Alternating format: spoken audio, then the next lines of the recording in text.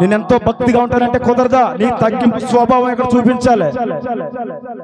నువ్వు చెప్పులు విడిచినప్పుడే నీ స్వభావం తగ్గించుకోవాలి. నువ్వు తగ్గింపు స్వభావంతో ధీరుడిగా రావాలి.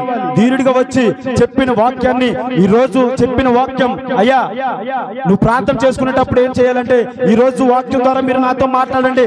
గద్దించే వారిలో ఉండాలి. ఒక సేవకుడు మాట్లాడుతున్నాడు అంటే ఇటు తల్లి సంఘం గాను ఇటు గద్దించే వారిలో ఉంటాడు.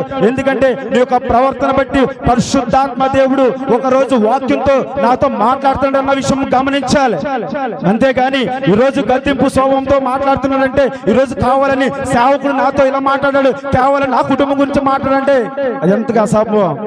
పరిశుద్ధాత్మ బలిపీఠం మీద ఎప్పుడైతే దైవజనుడు మాట్లాడుతూ ఉన్నాడో, ఈ రోజు వాక్యం ద్వారా అయ్యా మీరు నాతో మాట్లాడారు నిజమే, నేను గద్దించే సింహంలో ఉంటున్నామో, నాకు యొక్క తగ్గింపు స్వభావం లేదేమో అన్న విషయాన్ని గమనించి నువ్వు ఎప్పుడైతే తగ్గింపు స్వభావంతో నువ్వు ఆప్యాయంగా నువ్వు సన్నిధానానికి వచ్చి అందరినీ తల్లి సంఘంలో నువ్వు ఎప్పుడైతే ప్రేమిస్తావో, నువ్వు తల్లి సంఘంలో ఎప్పుడైతే ఆదరిస్తావో, నువ్వు ఎప్పుడైతే నీ కుటుంబ సమేతంగా వచ్చి యేసేపు ఎలాగైతే వారి కుటుంబంతో ఆ యొక్క గృహానికి వెళ్ళి ఆ యొక్క సన్నిధానానికి వెళ్ళి ఎలాగైతే దేవుడు తోడున్నాడో, ఈరోజు నీతో నాతో కూడా పరిశుద్ధాత్మ దేవుడు మాట్లాడుతున్నాడు.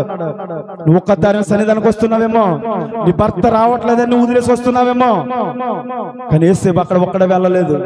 యేసేపు ఒక ప్రణాళిక సిద్ధపాటు చేసుకున్నాడు. ఆదివారం రోజు సన్నిధికి వెళ్లకుండా నా ఇంట్లో ఒక గ్లాసు నీళ్లు కూడా ముట్టుకోవడానికి వీల్లేదు. సన్నిధికి వెళ్ళి వచ్చిన తర్వాత ఆయన స్తుతించిన తర్వాత ఆయన ఆరాధించిన తర్వాత ఏదైనా నా ఇంట్లో మెదపాలి అని ఒక ప్రణాళిక సిద్ధపాటు చేసుకున్నాడు.